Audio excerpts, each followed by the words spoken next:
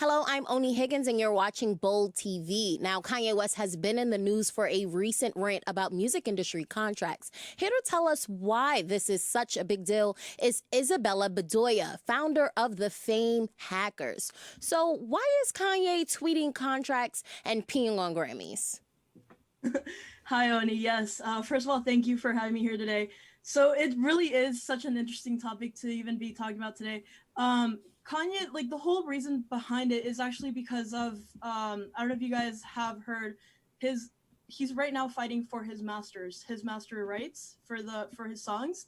So he released all of his contracts, leaked it just to share with the public that it's actually really unfair and unethical type of contracts that a lot of these major artists are dealing with till this day. We've seen a little off topic, but we've seen Mace come out. You know, that was someone who was also under Kanye talking about his contract and not being able to get his masters. What's the correlation there, or what are your thoughts on that even? So it's really interesting because like the way that the music industry works, right? It's pretty much like a major artist goes out, then starts their own label, then they get their artists, and then the other artists blow up, then they go out and they go start and they all start, like it's essentially kind of like network marketing in a way, like MLM structures. But what happens is whenever like in the way that the industry is built right now, then it kind of like there's no shift. There hasn't been a reform. And because there hasn't been a reform, it's just like the same cycle repeating itself. And I think that's also what's happening with Mace and a lot of the artists that are signed under major artists. Is just because there hasn't been that change, that disruption pattern. Got it. So, do you think that independent labels are more trustworthy than the bigger labels? So it's not necessarily trustworthiness. It's more so fair in terms of how they split the actual royalties and the actual revenue. With major labels, so a song has like two copyrights, right? You have your composition and then you have your masters. What happens is when you get a record deal, you end up signing off your rights to the masters, which is the actual song file.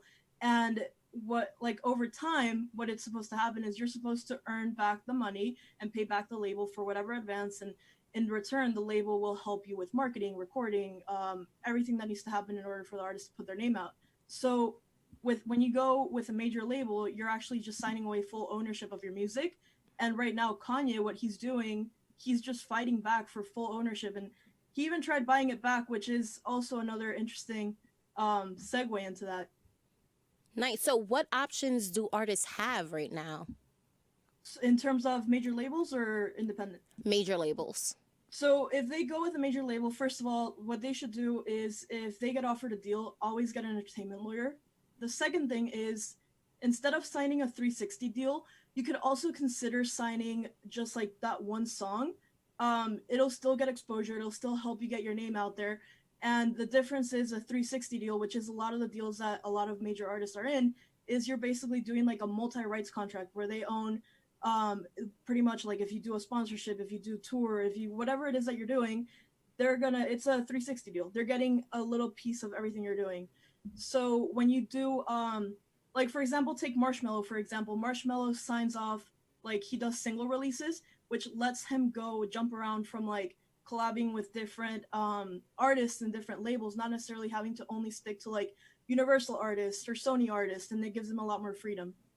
So, like within the rap industry in particular, we always hear about 360 deals. One artist like Nicki Minaj, she talks about owning her masters. How does, like, what differentiates her from other rappers and other people in the industry being able to do so? That's a great question.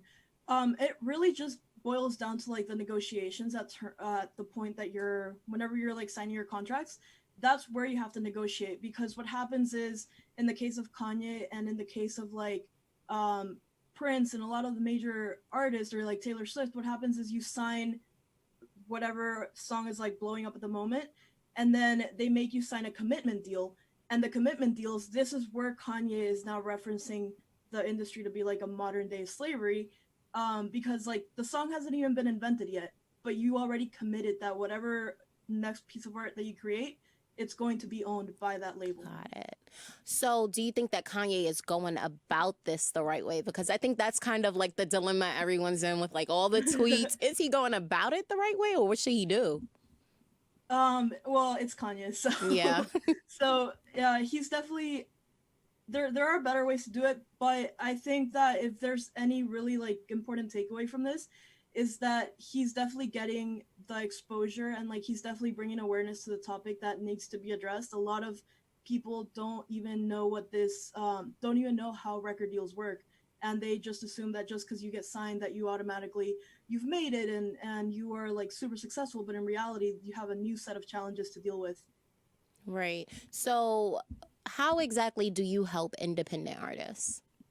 So what I do, that's also a really great question. So I used to work actually as an A&R for a major label, and when I used to work as an A&R, one of the biggest things that I had to do was scout for talent that has pretty much already made it like 60 to 70% of the way on their own.